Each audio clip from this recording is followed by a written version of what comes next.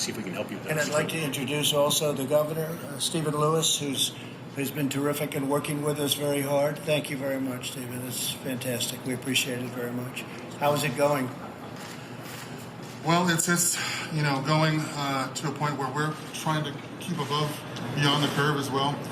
We're located just not far from here, our traditional lands and our reservation land base. That's Gila River. Gila River, home to one of the flag raisers on Mount Suribachi, Ira Hayes. Right. And that's beautiful territory, isn't it? It is. Thank you, President. But it's how are you doing in terms of the amount? What are your numbers now, as of today? What are your numbers? Our numbers, we've tested over 1,000. We've had about just over 1,100 tests. We've had 1 fatality. We have 44 positive tests. Our tribal community is around 23,000 members. So we are keeping ahead of the curve. But I know testing is a big issue, and also thank you for working with your administration on getting one of the Abbott analyzers as well. We were one of the first tribes to get one as well, and then also working with Governor Ducey, getting 5 ventilators as well. That's right. We run our own health care, independent of the Indian Health Service, Gila River Healthcare. That's great. And so we hire our own doctors, we put our own community members to work, and from other tribes as well. And so we're taking care of our own tribal members on this. We have we have an incident command that we've started as well. All of our departments are collaborating for one purpose, and that's to keep our community members safe, Mr. President. It's fantastic. Good. And you'll have the ventilators there soon, I know, right? Knowing Doug, they're good ventilators too, aren't they? Yes. Right? They're really good. Weeks ago, I signed the CARES Act, which includes $8 billion to help tribal governments, and I want to thank Senator McSally for fighting hard to get those funds and get them here and get them to a lot of different people all over the country, including to the folks in this room. So I want to thank you, Martha. You've done a fantastic job. You really have. This is the single largest investment in Indian country in our history. So the amount of money that's being sent to Indian country, as we call it, is the largest amount in the history of the U.S., and you deserve it, and you've been through a lot. The Navajo Nation will soon receive over $600 million. That's a lot.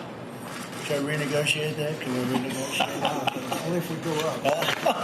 He said only if you go up. I understand. I've heard that before.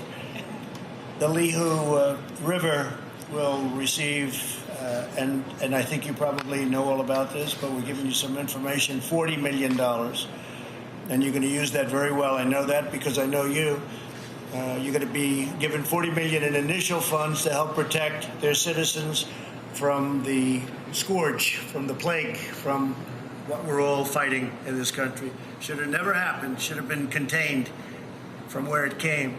Since I took office, my administration has also worked to repatriate precious Native American artifacts, to protect children in the care of the Indian Health and Indian Health Service, and to make eagle remains more easily accessible for cultural and religious purposes, and to highlight the contributions of Native American veterans throughout the history of our nation. So you know all those elements. And the eagle remains is a very important thing to you, right? Oh, yes, sir. Very important. Yeah, that's great. That's great. Last year, I signed the first presidential proclamation recognizing the tragedy of missing and murdered American Indians and Alaska Natives. We also launched Operation Lady Justice and provided $273 million to improve public safety in Native American tribal communities. At the end of this event, I will once again sign a proclamation recognizing missing and murdered American Indians and Alaska Native Awareness Day. It's been a tremendous problem, missing and murdered American Indians. It's been could you discuss that for a second, please? I don't want to steal a second lady's thunder here. I'd like to have the second lady. Go ahead, please. Well, Navajo Nation has been really hit hard by missing and murdered Indigenous women. It seems to be a growing issue that's been happening with Navajo, and so we with the Ashlyn Mike case that came up in 2016, where she was kidnapped and raped and murdered in Shiprock, New Mexico, May 2nd, 2016. So that's kind of what opened the door for Navajo to start saying, okay, we need to do something, because that became the forefront. And so since then, the Amber Alert on Navajo Nation has gotten better, but still needs help with funding, still needs help with getting the data together. Our First Lady, Cecilia Nez, is also part of the New Mexico task force that's getting together data. And so we're just really needing help in that sense. And so we don't want to lose any more of our Native sisters, our Native mothers. And so the cry is to get the awareness out, because a lot of people don't know of the missing and murdered Indigenous women and girls, and now it's hitting the LGBTQ community. And so we just want to make that aware and know that, hey, we're waving our arms here. I think there was a movie that came out with Native women that have been murdered and missing. And so it hits close to home, because we have a close family member, Patricia Potero, that went missing in 2015. They found her 2 months later murdered in Albuquerque, New Mexico. And so her case still remains unsolved. We got Tamika Platero, who's from Little Water, New Mexico, who went missing November 25th, 2019, and is still missing. And so we have these girls out there that are missing, and we don't know. And there's that jurisdiction. Been far disproportionate to other people and other areas of the country. What you've gone through. I mean, I've been hearing about this for a long time. Yes. For years and years. This has been for many years, for many decades, right? Yes. Disproportionate. Yes. Disproportionate. Well, $273 million, a lot of that's going to go toward trying to solve that problem. It's a problem that can be solved. Thank you, Mr. President. Thank you, Mr. President. I know you're going to use it well. Yes. And you'll figure it out, right? Yes. It's a horrible thing. So New Mexico versus Arizona, tell me, because we're here. Where are you going to be? Where's the problem worse? New Mexico or Arizona? Navajo Nation spans Utah, New Mexico, and Arizona. And so, I think all of us working collaboratively, that's going to really help, because sometimes we get misclassified. We get misclassified as Hispanic.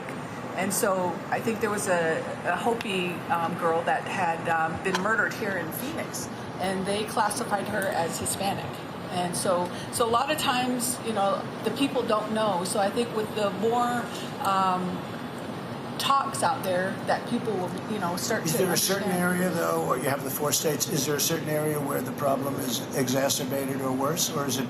Well, I think it's just all Indian country, Indian country, whether it's Alaska Native or Navajo or Hopi or Gila River, it's all over. It's a very big problem in Alaska.